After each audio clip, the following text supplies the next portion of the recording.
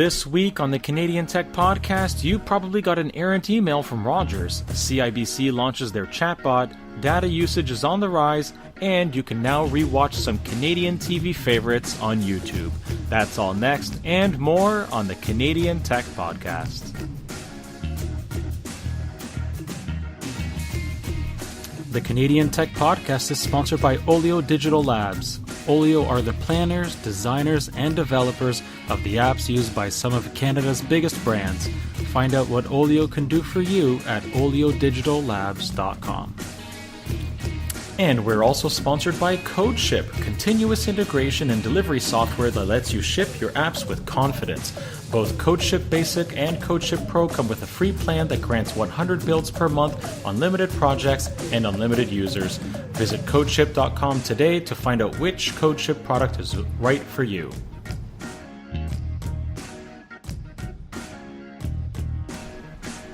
Welcome to the Canadian Tech Podcast, episode 139 for Sunday, November the 12th, 2017.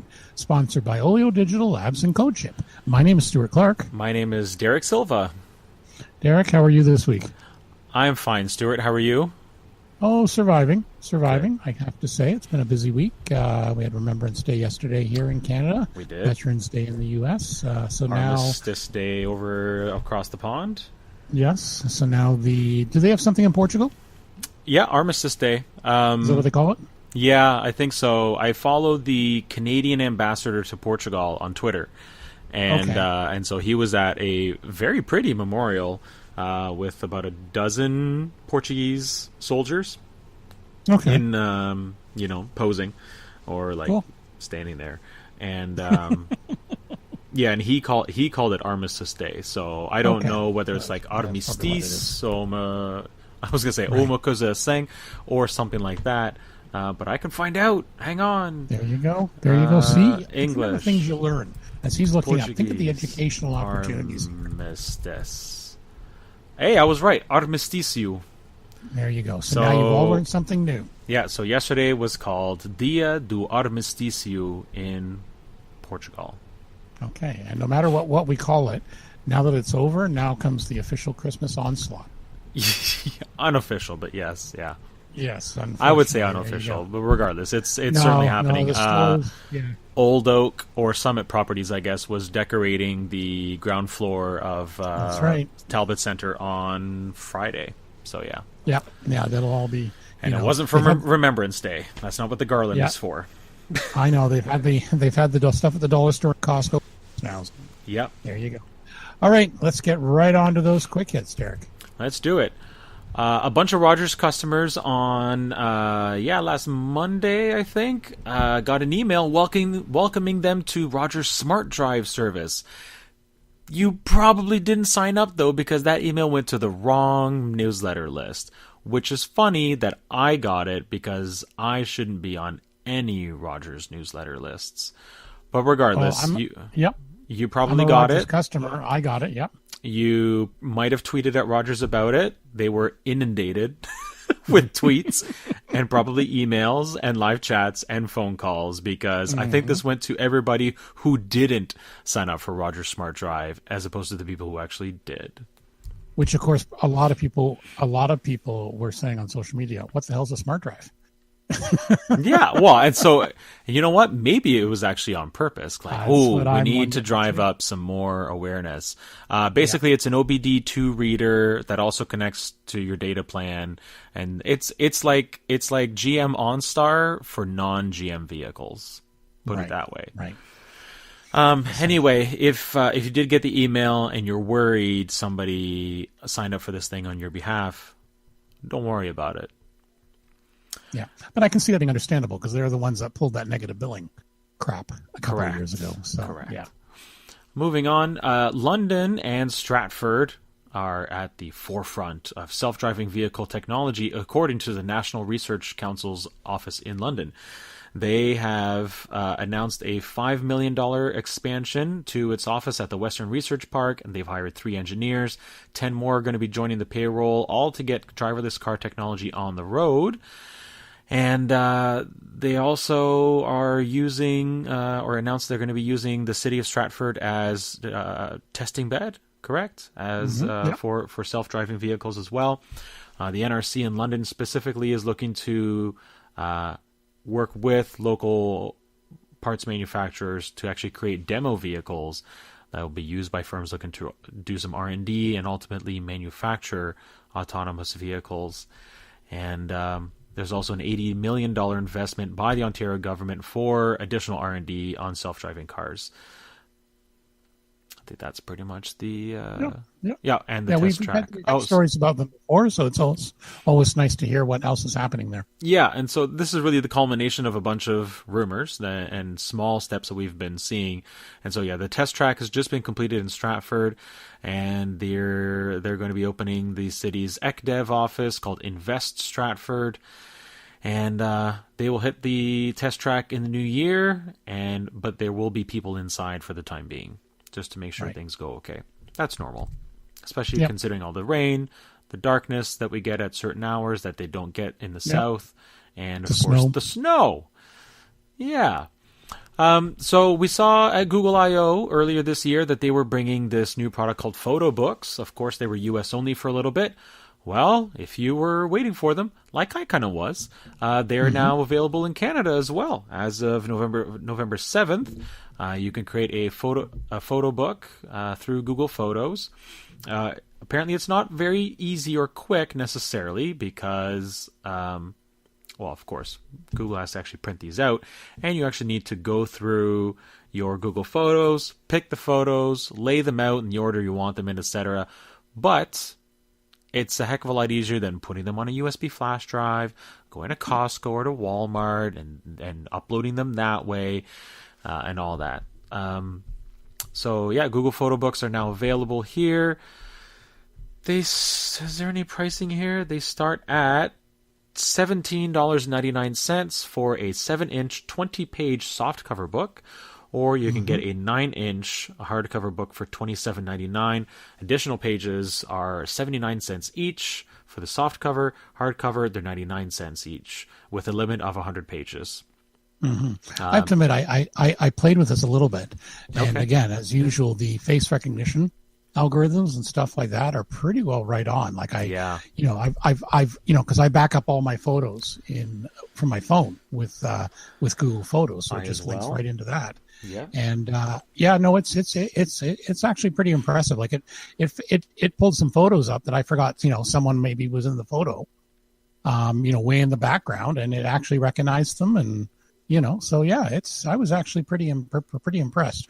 The only thing that's annoying about this is my lovely wife, I'd love to do something for her, but she hates having her photo taken.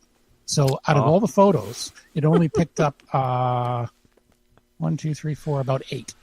Well, that's okay. You can show her all the other things that she was there for instead, I guess. Exactly. To do something like that. But no, Kat. Kat doesn't like having a picture taken. This sounds like a great idea. Yeah. So CIBC, much loved or hated, depending on your perspective, Big Five bank in Canada, they have introduced Remi, its first digital assistant chatbot. We did hear about this earlier this year. Now you can access Remi using Facebook Messenger. You can check foreign exchange rates, and that's it right now. Yeah, but it's got an intelligent thing. It'll let you know. Let's say if I want to buy some pounds prior to a trip, right? For England, or your use or something. It'll let you know if the price drops to a certain point. Let's say you're kind of hedging and you're waiting to see if it drops. You can basically set up limits. It'll send you an email saying, "Oh, it's down to 178." So a little bit of automation. Yeah, and this goes well with their global money transfer service that they launched last month, which lets users send money to more than 50 countries around the world without fees. That's actually incredibly impressive. Yeah, unfortunately, that's nice. Yeah. It's Remi's only available in the 2 official languages, Francais and French, or English. Right. Francais and French, and Anglais and English. There you go. But they are going to be bringing in new languages over the following months as well. I will say, on a separate note, the NOMI insights are also now available in the RBC mobile app. I'm seeing those now, and Not terribly insightful, but I keep a really good track of my money. So for somebody who only checks in like once a month or so, NOMI might be a little bit better for them. Okay. It's kind of like Mint, like tells you where your money's going and your trends and all that. Anyway. I'm a Mint user and I like it. So yeah. In a somewhat surprising move, I think, rumored often, certainly, but didn't know this was going to happen now. Amazon has launched the Fire TV Stick Basic Edition in Canada. It is Android powered. It gives users access to thousands of movies, TV shows, apps, games, etc. It's also available in more than 100 other regions around the world, so we're kind of late to the game, which is kind of weird. Of course, this is probably your best way to watch Amazon Prime Video on a TV, because Amazon Prime does not make apps for any other devices. As we've heard here on the show. Yes, as we heard. Apple TV. Apparently that's coming, but it's still not available. Okay. And there is no app for Roku either, for whatever reason. But if you were in the market for something like this, it is also compatible with Netflix, Spotify, YouTube, a bunch of other apps. So if you want to watch The Grand Tour, The Tick, American Gods, The Man in the High Castle, Mr. Robot, legally, Amazon Prime Video is the place to do it. And now you can get a nice little stick that plugs into your USB and HDMI cables or ports on the back of your TV. It's $50. It began shipping 2 days ago, so have at it. Yep, another option for people. Okay, and that's all of our quick hits of the week. I was going to say quick picks, quick hits of the week. And speaking of hits, let's talk about our good friends at Olio. Olio Digital Labs is one of Canada's most accomplished small market agencies, delivering web apps and mobile apps to businesses across Canada. In an era of persisting connectivity and pervasive mobile devices, it has become more important than ever before for businesses to be everywhere their employees and customers are. That's why Olio provides its clients with the peace of mind only a highly skilled and experienced team can provide. A team that is big enough to support your needs, but flexible enough to work to your constraints. With a client list spanning from the Middlesex London Health Unit and Ellison Travel and Tours, all the way up to College Pro and the Home Depot, the team at Olio has proven itself to be the planners, designers, and builders of the web and mobile apps used by some of Canada's largest brands. Find out what Olio can do for you by calling 226-785-0420 or visit OlioDigitalLabs.com to learn more. That's Olio Digital Labs, code that powers every day.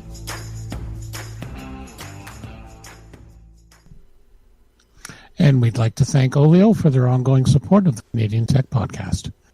Okay, let's move on to our topics. One of the bigger news this week, Twitter about a month ago started rolling out a 280 character limit to very limited number of users. Yeah. Well, all of a sudden, out of the blue, they've now rolled it out to everyone. Almost everyone. Everyone. Everyone in Latin or Cyrillic languages. Right. Now, the question is, and there's been a lot of debate about whether it's a good thing, whether it's a bad thing. Myself, personally, I'm still on the fence. I'm rather leaning to the negative. I think if you can't, one of the original things of Twitter was to be able to do a very concise message in 140 characters. 280 certainly brings it up a bit, and we're certainly seeing that. Twitter's changed a lot. My attitude towards Twitter's changed a lot. So I'm still kind of sitting on the fence on it. We'll see what happens. But like anything else, it's a tool. It depends how you use it. What do you think, Derek? So far, I keep forgetting I have 280 characters. Yeah. So there's one thing. But I mean, I'm trying to use it, effectively still. Like I'm not adding superfluous words just because I can. I'm really just using it as an opportunity to actually use proper grammar and proper spelling at this point. One example, a tweet I sent out 7 hours ago about the City Council Chronicles podcast, complimenting them, saying how we needed to do something similar at Middlesex Center. And I'm quite certain, just looking at it, that was more than 140 characters, but it let me write what I wanted to write in a single tweet instead of splitting it up into two, or writing at or writing Pomo instead of Port Moody, despite the fact that the official city account is City of Pomo, which is kind of funny. Okay. And and actually being able to tag Middlesex Center or mention Middlesex Center as opposed to writing MXC or stuff like that. Like, it's just it's I'm using it in that way. Is everybody? No, I'm sure they're not. But for those of us who are trying to use it effectively and use it to just reduce the number of tweets or improve the quality of the tweets themselves, I really like it. I don't follow a lot of weird people or typically or often angry people or anything like that. So I'm seeing it used, I would say, relatively effectively thus far. But I also see a lot of people who are still either they don't know. They have 280 characters now, and so they're still really shortening the, taking out words or shortening words and that sort of thing.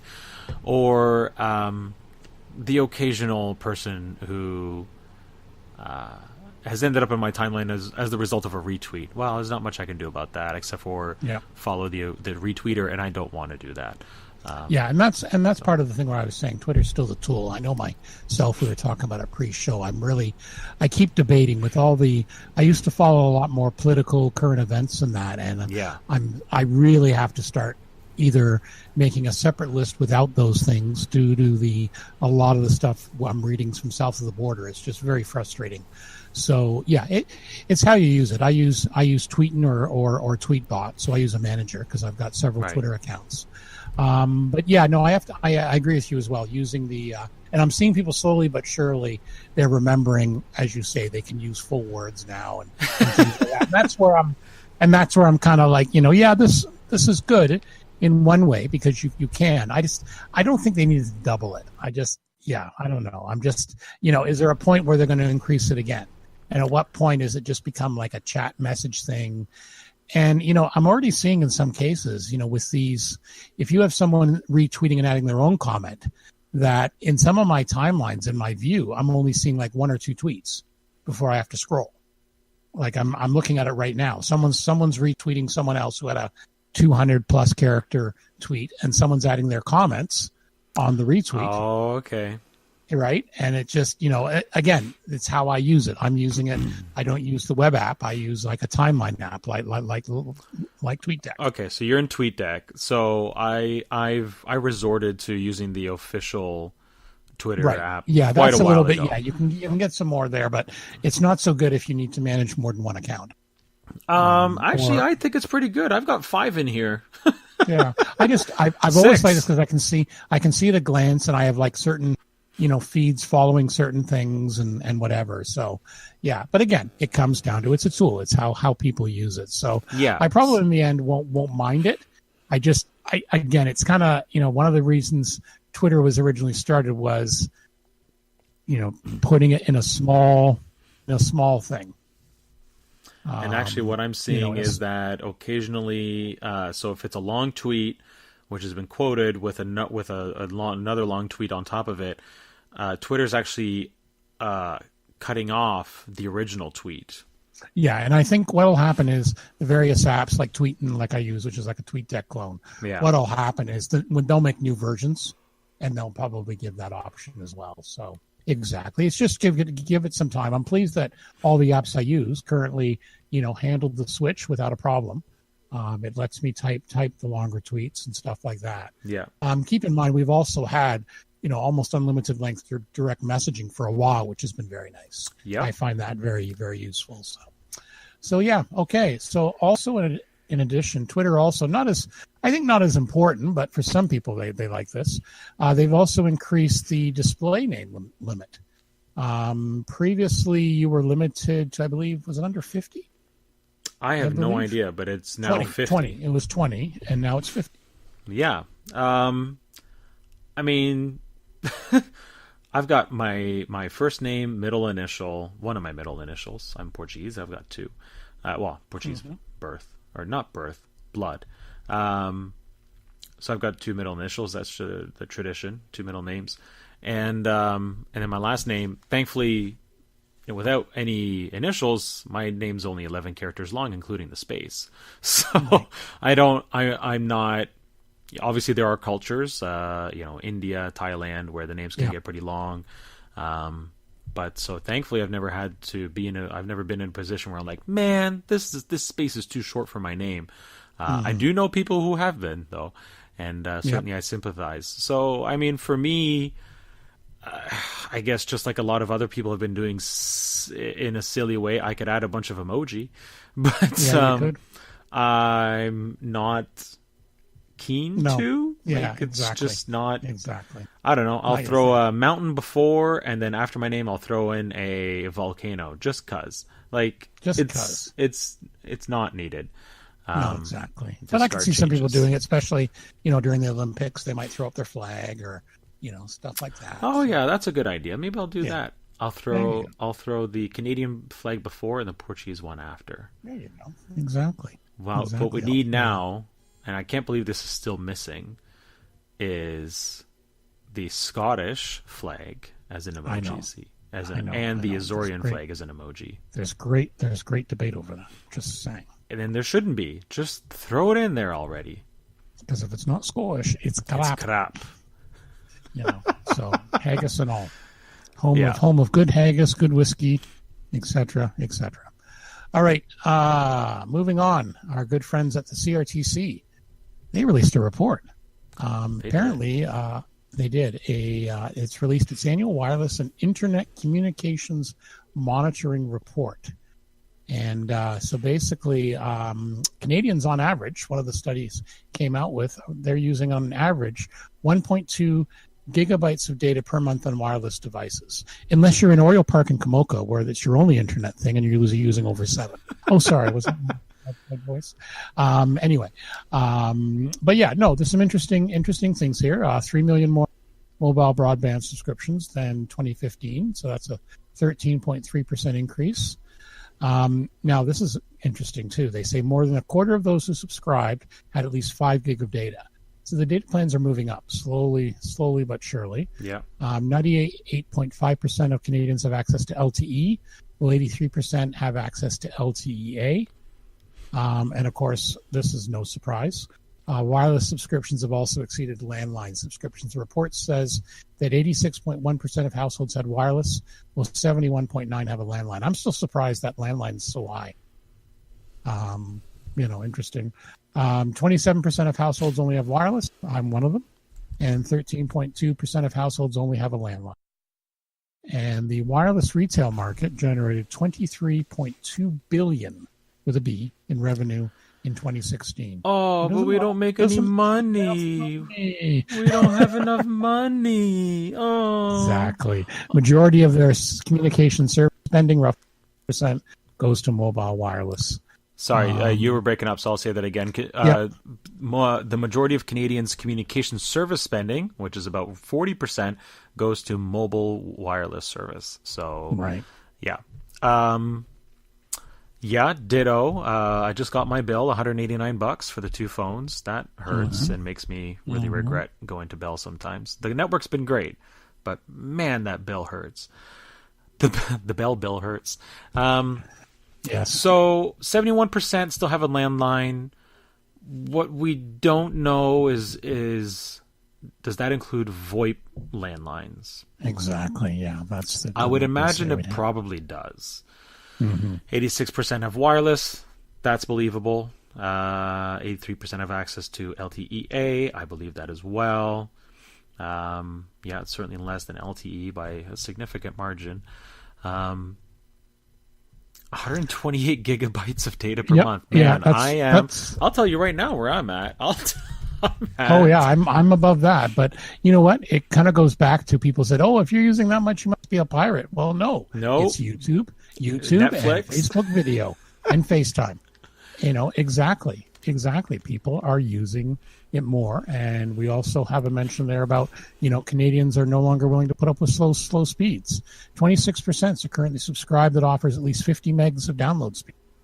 5 years ago, only 3.6% of Canadians subscribe to that tier. Yep. So last month, October, I used 346 gigabytes. Pirate. So far this month, looks like I'm going to beat that. I'm at 158. Well, you got kids, they'll end up sucking most of it. Oh, right wow. There. November 5th, 23.8 gigabytes.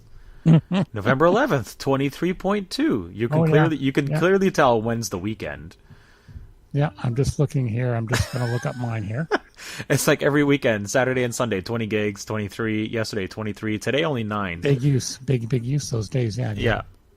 But it's literally it's Netflix. Even if nobody's sitting down watching TV, it's somebody's running it in the background. In October, I used 264 gig. 264 amateur. I know.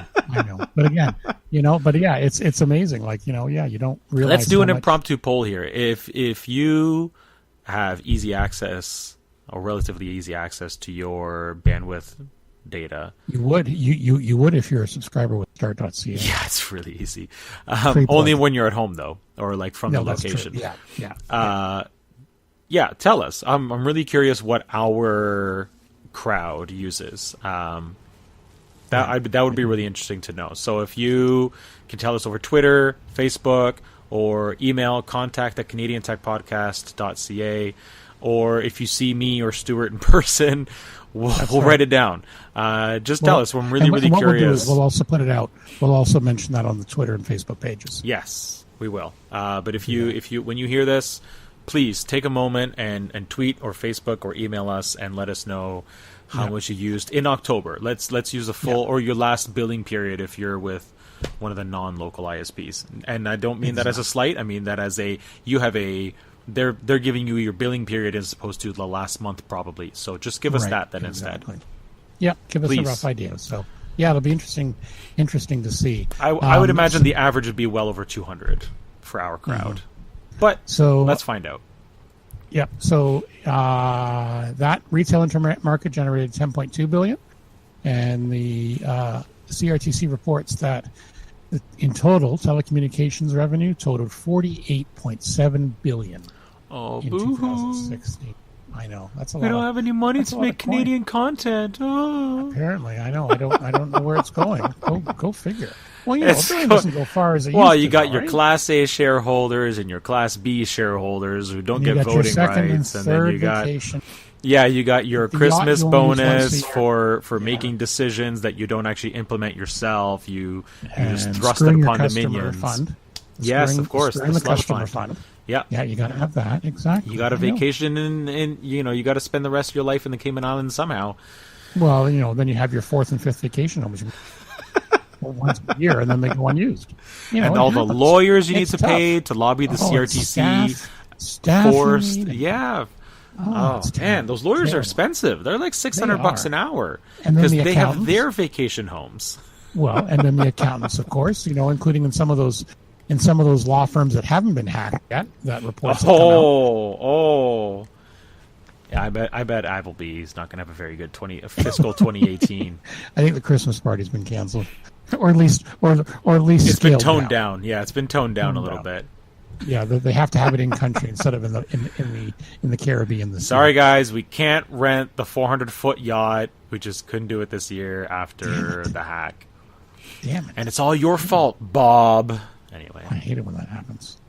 Well, no, it's because they probably didn't give enough budget to their IT department. Yeah, but okay, so hang on. You just brought up. We need to move on from this topic, but you just brought up a really interesting number. So mobile, 26 billion. Something like that. 23.2. Home internet, 10.2. Something that's way more important. You would think, yeah. And has to cost just as much to build out because you have a lot more physical infrastructure, I think. Well, you would think so. Right? With the routers and the fiber optic cables, and if you're Bell or Rogers or TELUS, the last mile you need to maintain, and trucks you're rolling out every day and all that. And yet it costs a lot less money for a lot more data, and not always speed, but certainly consistency and reliability. My cell phone bill is double my internet. Mine is more than double. Yeah, I know, it's crazy. For 5 gigabytes of data between the two of us. Yep. What the heck? Something stinks in the state. Okay, hang on. That's okay. We've got a fun topic next. Something that our Canadian tax dollars helped pay for, and we actually get to re-benefit from now. Tell me, please. Okay. It's a joke. What do an altruistic dog? I did not write this. What do an altruistic dog, teenagers around a campfire telling ghost stories, and high-end puppets all have in common? Tell me. They're all funded by the Canadian Media Fund. And they're now available, or they're being uploaded now to Encore Plus, a new YouTube channel that's launched thanks to the CMF, Google Canada, Bell Media, Broadband TV, never heard of those guys, and Deluxe Toronto. Oh, and Telefilm Canada. So, The Littlest Hobo, Are You Afraid of the Dark, Mr. Dress Up, The Great War, La Guerre Grande, which would be the French version, Degrassi, Da Vinci's Inquest, Little Mosque on the Prairie, all shows you will now or soon be able to watch on Encore Plus. I immediately ran into a Mr. Dress-Up episode from 1983, the year I was born, and I got incredibly nostalgic, and yeah, and so I'm quite going to enjoy this. And Little Mosque, I never watched it when it was live on air, so this will be my chance. Well, you know what's good too is you can show your kids some of these original. Yes, I'm so looking forward to showing the 3-year-old Mr. Dress Up. This is amazing. Yeah, and Finnegan and Casey. Yes. Yep, exactly. I actually saw Mr. Dress Up. I saw Mr. Dress Up live in concert, or whatever you want to call it, at Strathroy District Collegiate Institute in 1989, somewhere around there. You're still young. I was still a young pup, yeah. Okay, so yeah, because see, it originally started on the CBC mothership from 1967, year I was born, to 96. Because I remember watching it when I was 4 and 5. He still looks like a young buck in 1983. He looks spry. Yeah. Ernie Coombs. It's the same as like Fred Rogers. They seem to be ageless. I don't know what it is. Mr. Rogers. Yeah, but I always remember. Just as an aside, I also remember going to the CBC headquarters in Toronto doing the studio tour, and they had the museum there, and they had the tree house, and then they had the Friendly Giant set and all that. And that just the memories just come flooding back. Yeah. Exactly. So Encore Plus is actually meant to be a hub for Canadian content that was either previously really hard to access or not available at all digitally. And so this is what they're calling a love, or what Tech Vibes is calling a love letter to what Canadians have accomplished on screen in the country. The CEO of the Canadian Media Fund, Valerie Creighton, said many of the titles we're featuring have been enjoyed by audiences from different generations and were funded through public support. The public is a shareholder in this content, and these great works deserve to be available to Canadian and world audiences. Providing access to the content celebrates the work of many Canadians both on and off screen, some of which started their careers in content now made accessible through Encore Plus. I agree, Valerie Creighton. Yeah, exactly. So thank you very much to CMF, Google, Bell, Broadband TV, Deluxe Toronto, and Telefilm for putting this all together. I'm really looking forward to more uploads and seeing Justin Trudeau in a docu-film about World War One. Because there he is in an English version and a French version. Awesome. Looking forward to watching it. There you go. Well, I always remember his this is where I got some podcast.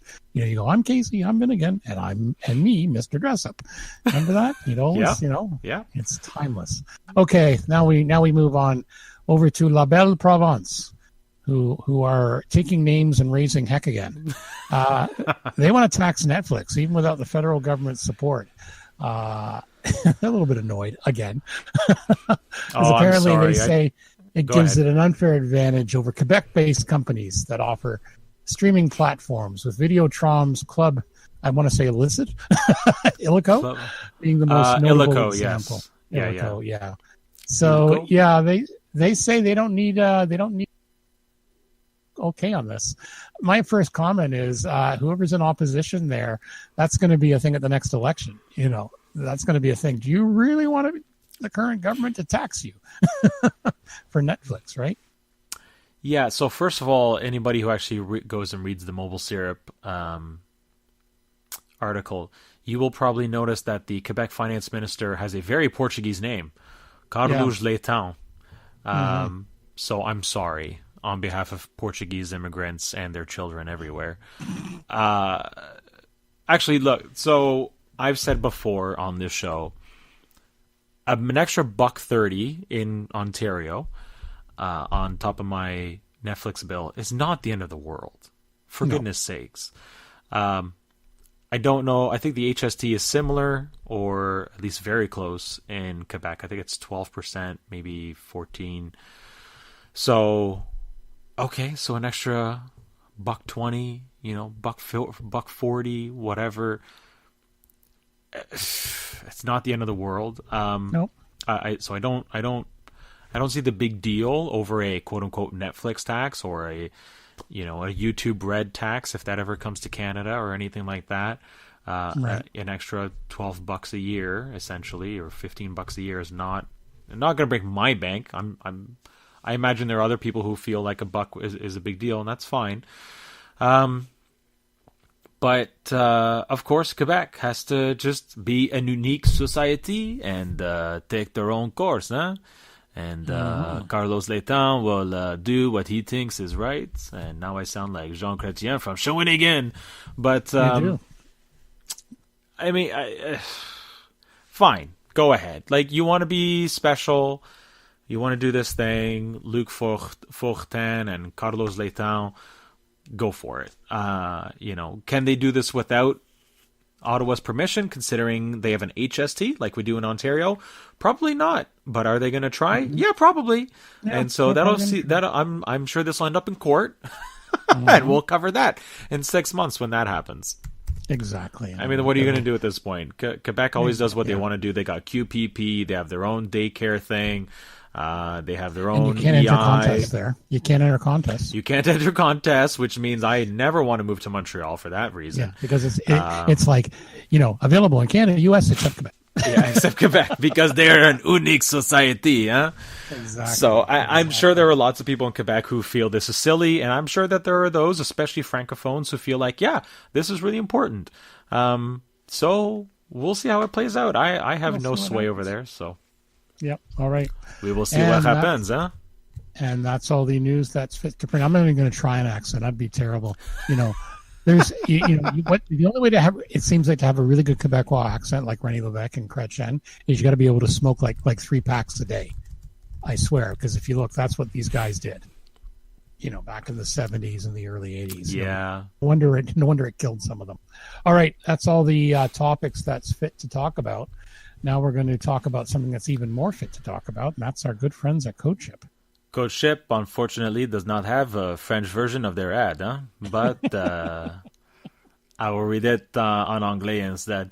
They are, I'm sure they're going to really appreciate that. CodeShip is a software as a service, aka SaaS, delivered continuous integration and delivery solution that really lets you ship your apps with extreme confidence. You can choose between CodeShip Basic or CodeShip Pro. Basic is a simple testing and deployment service with pre-installed continuous integration dependencies that works right out of the box, making the average setup time, pour toi, less than 3 minutes. Or you can try CodeShip Pro. CodeShip Pro is a fully customizable continuous integration and delivery service with native Docker support. It is much easier to use than Jenkins or Travis or just about anything else out there. We know Jameson uses it and is a fan. It makes it really easy to test and deploy your microservices. You can push to any registry. It's also perfect if you want to deploy with Kubernetes and orchestrate all your containers. And it comes with a convenient local CLI tool that allows you to run your builds locally. It helps encrypt your environment variables. It guarantees 100% parity between your development and production environments. And maybe it's bilingual. I'd have to double check. Both CodeShip Basic and CodeShip Pro come with a free plan that grants 100 builds per month, unlimited projects, unlimited users, unlimited commits, unlimited everything. Open source projects are always free on CodeShip because they're very friendly that way. So visit codeship.com today or check out codeship.com/features to find out which CodeShip product is the best fit for you. And once again, we thank CodeShip for their ongoing support of the Canadian Tech Podcast. Okay, and now on to stuff we like. Derek, let's start with you. Okay, so I'm going to pull out an oldie but a goodie, which I think has been reinvigorated over the last year, thanks to a whole bunch of things. And that is Mozilla Firefox. Reason number one is Chrome seems to be getting really slow and bloated lately. Lots of random memory leaks. The effect on my battery it has on Mac OS, which you can check helpfully, seems to balloon every once in a while, and you'll close like 3 tabs, just random tabs, and all of a sudden it's all back under control again. So it's kind of weird. Reason number 2, Firefox. The Firefox team has been working really hard on improving JavaScript rendering times, and coming out in a couple weeks is going to be the new Quantum project, and that's 2 times faster JavaScript processing. So when you're using things like Google Docs, that is, or Facebook or stuff like that, that is incredibly important. Lots of JavaScript through jQuery and things like that used on the front end. Any React JavaScript or Angular JavaScript or what have you, other front end frameworks like that, much faster. That's great. The full tab process separation is coming in that next version as well. They've been inching their way towards that, which was one of the big reasons to go to Chrome in the first place, where one tab crashes, it doesn't affect all your other tabs. I remember that being huge and incredibly, not revolutionary, but certainly a big deal when Chrome brought that out or released that feature. And Firefox has had to redo a lot of code in order to... Right. The Firefox team has had to redo a lot of code, or refactor a lot of code in order to bring this to the fore. But it's happening in a couple weeks as well with, I think it's version 57 is what's coming out next. Let me double check. Yeah, 56. They started doing like the Chrome thing where it's like every 6 weeks is a new build, and it's a new quote-unquote version. So yeah, and the funny thing is, like even on version 56, Google Docs is noticeably faster. It renders faster, and which is nice, and so it just performs better. And they've been working hard, and I thought, you know what, it's time to reward that effort. And so I've switched back to Firefox on my Olio laptop as my main driver. And I will be... Oh, and it's actually been the daily driver on my Linux desktop for quite a while now. So I'm... the mobile version's still not very good on Android. Okay. Firefox Focus is nice, but it's literally 1 tab at a time. That's all you can do. I just want to ask you, how many like add-ons or plugins do you use? Like compared to... Like I tend to have quite a few plugins in Chrome, and it's one of the things I'm going to have to look at if I look back towards Firefox. Do you use a lot? And do you find that they're all there? I've had a few, mostly like sales-related ones. Okay. So I had the Pocket extension, which Mozilla actually bought Pocket earlier this year. So that's actually integrated right into Mozilla Firefox now. So that's already there. I downloaded Privacy Badger for Firefox. That's working great. I do have a couple of other ones that I use very sporadically. I think the most important one now will be Built With. Let's see if that's... Yeah, and that's available for Firefox. So that's it's a really neat little extension for both browsers that will actually tell you JavaScript frameworks, content management systems, web server, etc., that are running underneath a website. So like if you go to Cleverhost's website, it'll tell you that we use PHP and we host on Apache and stuff like that. If you go to Google Docs, for instance, let's load that up. Built With tells you that there's the Google API in use here, HTML5 history API, there's a content delivery network, a bunch of different document standards, which encoding mechanism is used, UTF-8. a bunch of other things. So yeah, so that's really handy when I'm trying to like scope out a prospective client site and they're like, we don't know what we use right now. I'm like, no worries, I probably got you covered. And I can actually just go there and like, oh yeah, it's a WordPress site, running on Nginx or IIS or Apache or what have you. And you have some funky JavaScript framework for the front end. No big, no big deal. We can replicate that, or we can replace it, or what have you, or fix it for you. So yeah, so it's really handy, and I just installed it, and that's really the three I need. Pocket was already here, built with is now installed, and Privacy Badger is great. So there we go. I'm covered. Cool, awesome. All right, now I am not responsible for lost productivity. Oh my God. If you get fired, et cetera, et cetera. This is very, very an addictive game. This is actually an old AI problem. There's a very well-known thought experiment in the world of AI that poses a simple question. What if we asked a super intelligent AI to make paper clips? Now, you think, okay, that might not be too bad at first, but as philosopher Nick Bostrom explains, it all depends on how we've trained the AI. If we give it common sense, it might ask us, how many paper clips do we want? If it doesn't know to ask, it might keep making paper clips forever. Now, if we forget to program it with any ethics or value, it might decide the most efficient way to make paper clips is to wipe out humanity and terraform the planet, the solar system, etc., into one giant paperclip making factory. Interested? Well, there's a game now, kids. It's one of these inventory. It's like a clicker game. And you start out with a factory that makes one paperclip every time you click. And eventually you make enough to buy more wire, and eventually you make enough to buy what's called an auto clipper, which will make you a paperclip. And then eventually you get computational resources and projects to help you do more. And you raise and lower your price per paperclip and, to adjust with inventory, supply and demand and all that. And you start making more. Eventually, after a while, you form a stock market and you keep buying projects, and it goes from there. I introduced my co-host to it just before the show, I hate you. Which is why we're recording an hour later than we normally do. Not quite, but about half an hour later. About half an hour. We really sunk some time into this even before we got started. It's very, very addictive. So for example, and I've seen screenshots which literally go into the trillions and trillions and trillions and whatever's above that. I'm at 354,000 paper clips. I am selling 166 per second, and I'm making $4.94. But I'm also doing projects. I've got a stock market. It's just one of these addictive things by its simplicity. It's a basic looking egg farm, but with just as much code behind it, I imagine. Yeah.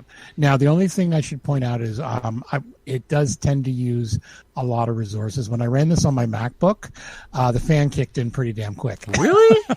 Yeah, under Chrome. I have to try it under Firefox. Yeah. Oh, okay. So I've got Chrome closed, which has 3 different windows open and about 8 tabs each. So I haven't tried it under Firefox or anything else on my Mac. Yeah. And now I'm running it right now on my PC. What's good about this is you can go back into it. You can close it. It'll just pause it, and there's a cookie there that it keeps it. I wish though I could move the cookie. I probably could between the Mac and the PC because I was further ahead on the Mac. Mm-hmm. But that's fine. But yeah, it's just extremely addictive. It came out about a month or two ago. And there's some people writing it up, and it's basically you say as the one article in The Verge says, don't start playing if you have anything important to do today. Go tomorrow. I'm gonna have to agree with that. Yeah, I'm sorry in advance. So I might just piss off every digital agency owner if I put this in the Dev London Slack tomorrow. Yeah, I think you should. I think your boss will be pissed off, and a few other people I know. Meh, he'll get over it. Exactly. He'll start playing it. Yeah. Hey, I can buy marketing level 5 now. Oh, there you go. I've already bought marketing level 2. I've got 2 processors, 2 memory. I realize I should have bought more memory, but oh well. Well, you start buying memory now. It'll start adding it. Yeah, and I'm at no more processors. oh wow, I've already used okay, while you were talking about 2,000 inches of steel or wire, and I'm already back down to 900 inches. So I need to. Because how many auto clippers do you have? Yeah, I've got 13 running here. Yeah, that's why. Yeah, I'm up to 68 right now. Eventually, there'll be super auto clippers, and it's like it's like a combination of Empire or Civilization with like you say, an egg game. It's a very it's Egg Inc., not Egg Farm. Egg Inc., which I recommended last week, and I'm still playing. All right, good. Okay. So anyway, so we're gonna 8,000 inches of wire. Okay, so I'm closing my tab so we can finish the podcast. Yeah. Okay, what are we up to lately, Derek? I'm going to let you go first. Close the tab. Okay. I've been managing the requests for the Student Pathways Challenge at Cleverhost. That's going pretty well. I've been working on responding to a few RFPs over at Olio. We put up our Christmas trees plural, and started decorating today. Tell us how you really feel about that, Derek. Actually, you know what? I'm in the Christmas spirit this year, so it's going okay. We used to have 2 in our house before we downsized, so that's fine. Yeah, we're showing off, and we have one in the front window. It's a brand new tree we bought last year on sale at like Boxing Day. Anyway, so I've been reviewing this coming week's council meeting agenda. I went in depth and more in depth, and actually wrote a blog entry about our proposed water and wastewater rates for next year, trying to get some feedback from the community. I've got some questions people want me to ask. I'm going to do that on Wednesday. And so my son's playing, I guess what we would consider, my oldest son is playing what we would consider house league hockey. Right. But his team is undefeated so far this year. And so they've been placed in the A division. We had no idea there was an A or B or C division. I don't know if this is new or not, because there's already a rep team, which is like the All-Stars, an AE team, which is the second best kids, I guess, and then the house league, which is like just either kids just having fun or not quite good enough to make the other teams, right? But they're decent or whatever. But they're out there to play hockey and have fun, which is great. Lo and behold, we find out yesterday that the novice Red Cougars have been placed into the A division, which means now we're going to be traveling to Thetford, Port Stanley, places like that. Welcome to hockey life. Yeah, I was prepared for that eventually if he tried out for the AE or the rep team next year and made it. Right. Absolutely prepared for travel. I know this is a thing with hockey. We were not expecting it this year, and it doesn't sound like the coach was either. So Tuesday we'll find out our full schedule for between now and the early February, and then I think like playoffs and other tournaments happen after that. So yeah, we've got like an hour drive ahead of us for every away game by the sounds of it now. So, and of course it's Port Stanley when it's not beach weather. So no. Oh well. Oh well, but that's cool. They're undefeated. They're doing well, and they've been rewarded with playing some other top teams in the house league. So it'll give him a challenge. He wants to improve. He wants to move up. So that's the way to do it. You got to play against the best. You got to beat the best to be the best. So in hockey, at least. Awesome. Good for him. Okay, as for me, I'm still applying for work here, there, and everywhere. I'm trying to get some more traction. If you're looking for backup consulting or training, sclarkconsulting.ca, just saying. And then a fairly busy week on the library front. I got a couple of things there with the board and stuff like that. So doing that, helping a friend reinstall Windows 10 on her machine, which was being annoying, but I'm looking over. It looks like it's behaving itself now. So that's good to know. So that's what's happening there. All right. So, and of course, we had a bunch of stories we didn't cover this week. We've thrown that in our news section in the show notes. You can check that out. So, don't forget to review us on iTunes, Google Play, TuneIn, Spreaker, Stitcher, Player FM, iHeart.com, or wherever else you get your podcasts. Retweet us when we tweet about new episodes on Twitter. Share them on Facebook, or even tell a friend. Don't forget, we also have a page on Facebook you can follow and like. if you have any suggestions for the show, comments, opinions, advice for beating the paperclip game faster, send us an email at contact@canadiantechpodcast.ca. So I think we are done, and we will let Derek return to his paper clips. So, yeah, you have other stuff to do tonight. Don't forget your chores. Yeah. Again, remember I said make sure you tell your better half that I'm not you are responsible. It's all your fault. No, it's all your fault. Oh. Well, you know what? She'll end up telling my wife, and then yeah. All right. So for episode 139 of the Tech Podcast for Sunday, November the 12th, 2017. My name is Stuart Clark. My name is Derek. Damn you, Stuart Silva. Thank you, and be well.